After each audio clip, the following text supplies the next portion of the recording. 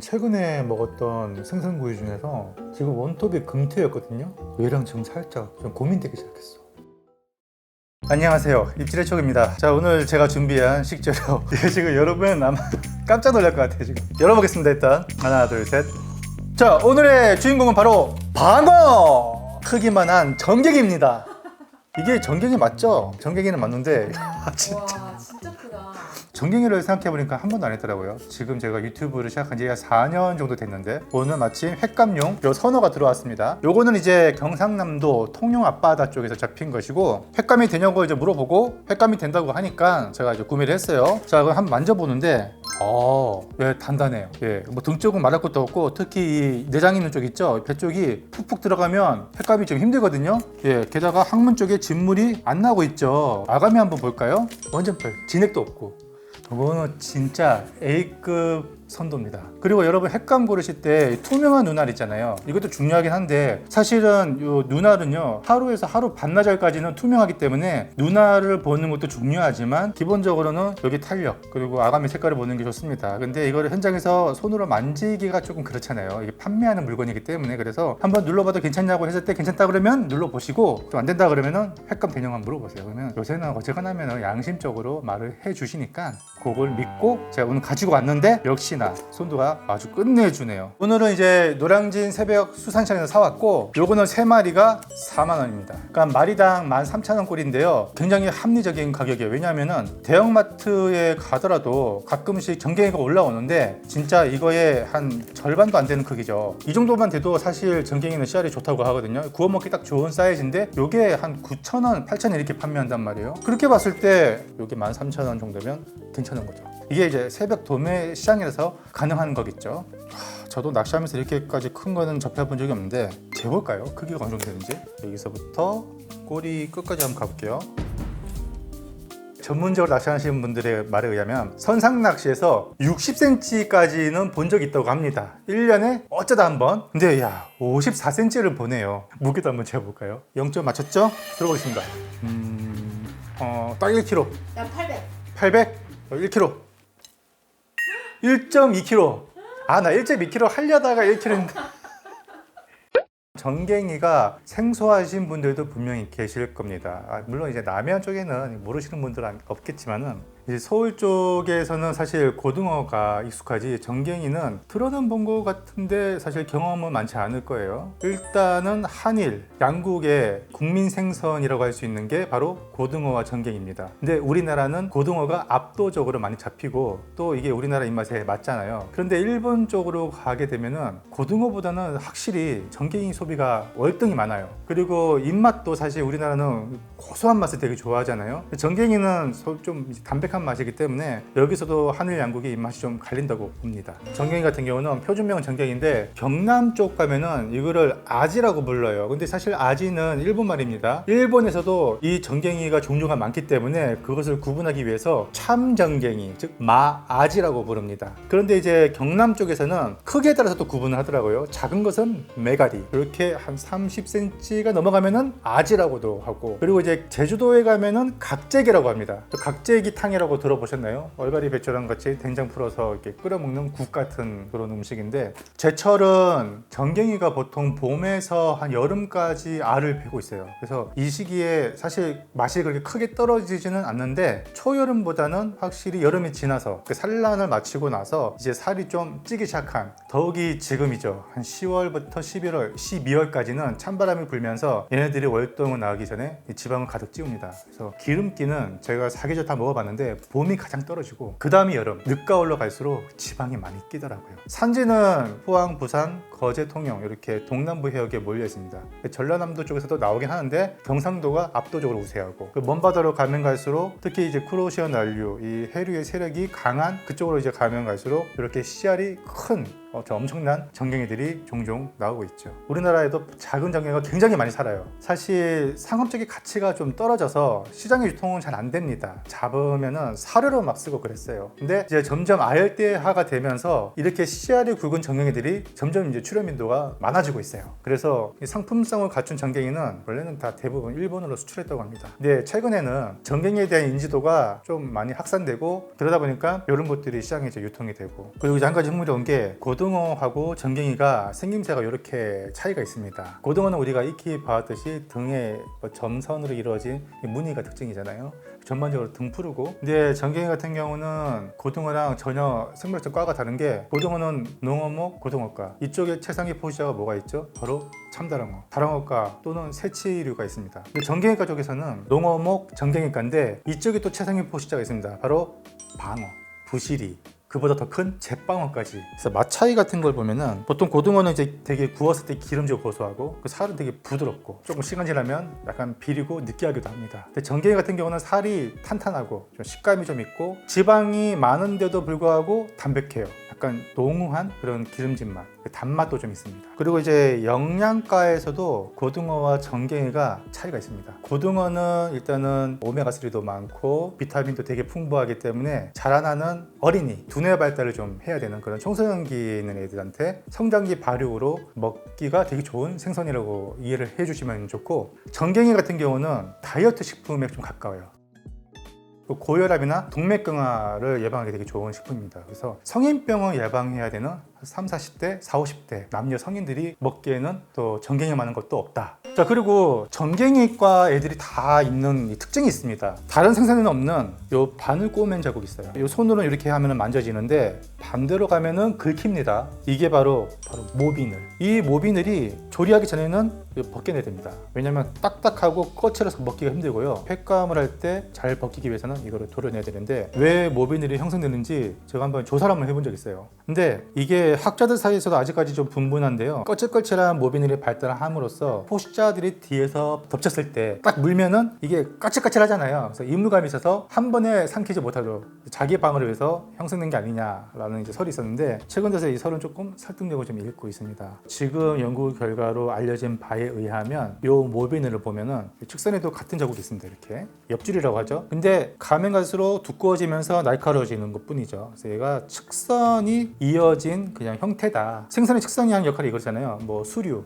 물 흐름을 감지하던가 수온이나 압력, 뭐 그 진동 이런 걸 감지하는 레이더 같은 기관이잖아요. 근데 이제 전갱이 같은 경우는 고등어도 그렇지만 때로 막 다녀요. 때로 막 다니다가 상위 포식자가 거기서 끼어들면은 갑자기 방향을 확 틀잖아요. 그랬을 때 얘들이 이 대열을 이탈하지 않기 위해서는 변화하는 물의 흐름과 뭐 압력 감지 이런 것들을 최대한 빨리 해야 돼요. 그래서 즉각적으로 이 반응하기 위해서 측선이 발달된 것이 모비늘 형태로 나타나는 것이 아니냐라는 설이 있습니다. 이게 지금 현재로서는 가장 설득력이 있고요. 일단은 손질 한번 시작해 보도록 할게요.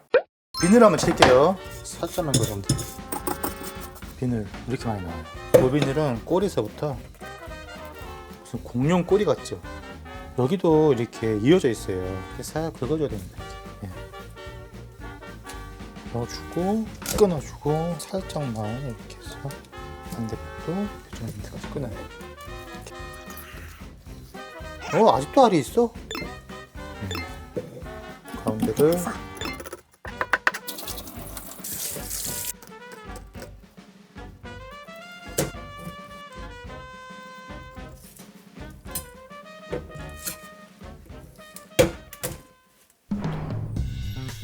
이렇게 당길게요. 네, 이렇게 해서 와, 요 단면 좀 보십시오. 지방질이 느껴지십니까? 아, 좋다. 아, 됐다.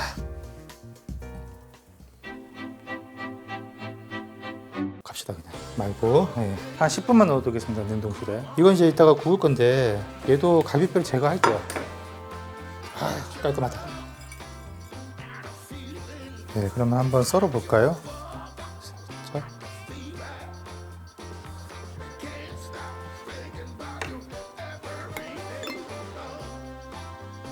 칼집을 내고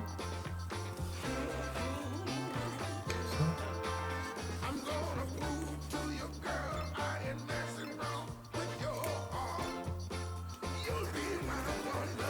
정갱이는 요 생강이랑 굉장히 궁합이 좋아요. 그래서 생강을 조금씩 올려줄게요. 이렇게 쪽파를 대충 좀 뿌려줄게요. 네, 대충. 자.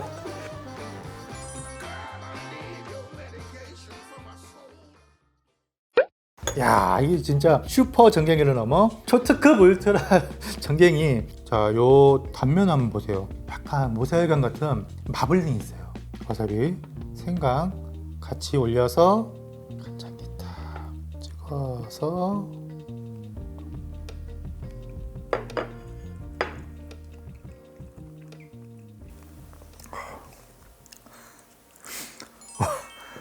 너무 맛있어.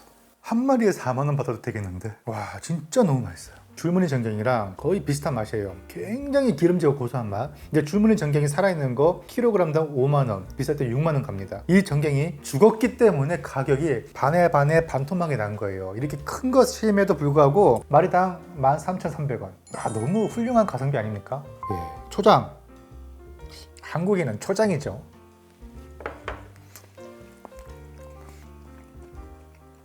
초장도 맛있네.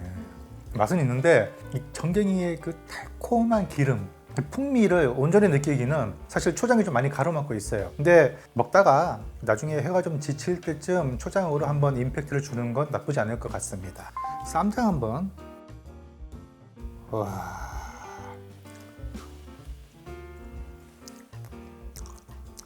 쌈장도 초장이랑 비슷해요. 그 달큰하고 고소한 지방의 풍미를 느끼기에는 너무 강합니다. 순식간에 이 전갱이를 그냥 평범한 생선으로 만들어 버리는 것 같아요. 아, 간장 진짜 맛있네.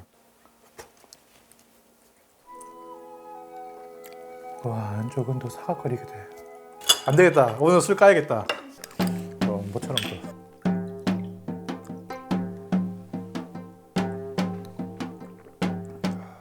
뱃살은 거의 방어에 견줄 만큼 기름짐이 있고요. 또 이게 아래쪽 뱃살이 사각사각 씹히는 그 단단함이 있잖아요. 식감이 살아있네. 자, 그러면은 회는 회대로 먹고 또 이렇게 잘 숙성된 전갱이가 가장 맛있어지기 위한 음식이 초밥 양념 이런 거 이제 집에 만약 있으신 분들은 이거 쓰시면 됩니다. 대충 그냥 소주잔 반잔 정도? 고장도 없지. 자, 부채로 한 김 날려줄게요. 이렇게 해놓고 수박밥을 간장에 찍는 거 깜빡했네. 그러면은 뱃살 하나 더 간장에 이렇게 찍어서 올리죠. 푸짐하게 싸서.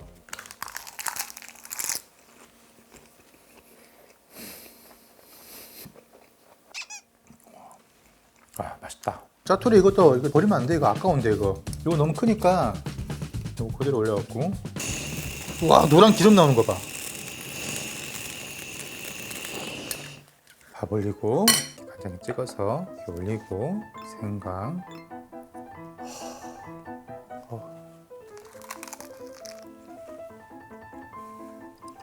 와, 신기한 게 숯불이 아닌데 숯향이 나요. 맛있네. 부침가루를 한 스푼만 넣겠습니다. 여기다가 기름을 제가 아주 충분히 둘렀습니다. 등부터. 네, 지금 오그라드니까 누르고 있어야 돼.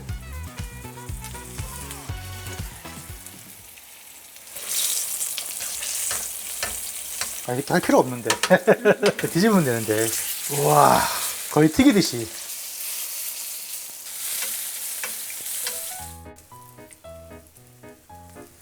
이렇게 레몬도 이렇게. 사실 이건 좀 약간 일식 터치긴 한데, 간무가 또 소화를 돕고 생선 비린내도 제거하니까 좋은 것 같아요. 되게 물기를 좀 빼서. 예. 여기다가 이렇게 해서 같이 이렇게 올리고. 제가 먹어볼게요. 일단 얘를 한번 뒤집어 볼게요. 왜냐면 가운데 잔뼈가 있어요. 여기 장가시 있죠? 장가시가 이렇게 있으니까 이거 빼놓을게요. 레몬즙을 좀만 좀 뿌려볼게요. 간무를 이렇게 한번 올려요. 레몬 폰치 소스 같은 거.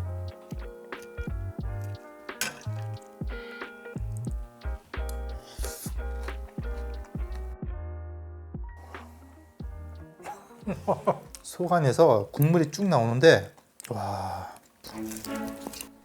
살이 굉장히 촉촉합니다. 지금 즙 나오는 거 보세요. 안에 육즙이 고여 있어.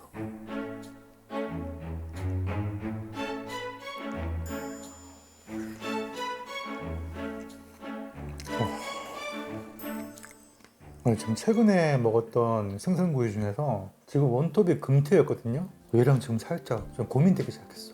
진짜 그 정도야? 이 기름기의 종류가 좀 전갱이랑 고등어 다른 것 같아요. 고등어는 어떤 기름기냐면 먹으면은 직관적으로 빡 들어오는 고소함과 그 이어서 비린 맛, 그 느끼함이 같이 오거든요. 특히 그 고등어 가운데 혈압력이 구우면 검은색으로 되잖아요. 그것도 약간 철분 맛이 있을랑말랑 하면서 되게 고소한 맛도 있고, 그거 되게 좋아하는 부위인데, 고등어가 한우 툭불 같이 꽉 찬 기름기임에도 불구하고 먹다 보면 좀 약간 물리고 약간 그 느끼함이 있다면, 얘는 1등급밖에 안 되는데 되게 잘 숙성돼서 감칠맛이 고소함보다 더 뛰어난, 감칠맛과 고소함의 밸런스 되게 좋아요. 전 개인적으로 이 정갱이의 기품 있는 지방기가 굉장히 마음에 들거든요. 여러분, 만약에 물론 구하긴 힘든데 새벽 시장에 갔다가, 노량진뿐만 아니에요, 뭐 자갈치 시장, 부산 통영 거제 쪽 재래시장에 가면은 커다란 정갱이들이 심심찮게 들어온단 말이에요. 신선한 거라면 회를 떠나서 구이용을 위해서라도 무조건 사수하세요. 큰 것에 한해서입니다. 오늘 좀 뜻하지 않게 약간 얻어 걸렸다는 느낌으로 대정갱이를 사왔는데, 여러분들한테 이 고등어 말고도 이렇게 맛있는 생선이 있다는 것을 좀 알려드리고 싶었어요. 오늘은 여기까지 하겠습니다. 다음에 또 재미있고 유용한 소식으로 찾아뵙겠습니다. 감사합니다. 말도 제대로 안 나온다 지금. 정갱이는 항상 들어오는데 이렇게 큰 거는 잘 안 들어오지. 내가 말한 기름기의 달콤함이 뭔지 알겠어? 제가 올려드릴 테니까 와이프란다. 와사비를 올려놓고요. 와이프를 올려 먹으라고 할 뻔했어. 나는 정갱이가 훨씬 맛있어, 고등어보다. 아니, 많이 먹어봤는데 얘는 커서 그런지 다르지? 달라. 이런 거 백 선생님 앞에 딱 구워갖고 드시죠. 먹어보면 감탄할 것 같은데, 야, 정갱이 이렇게 맛있었어 하면서.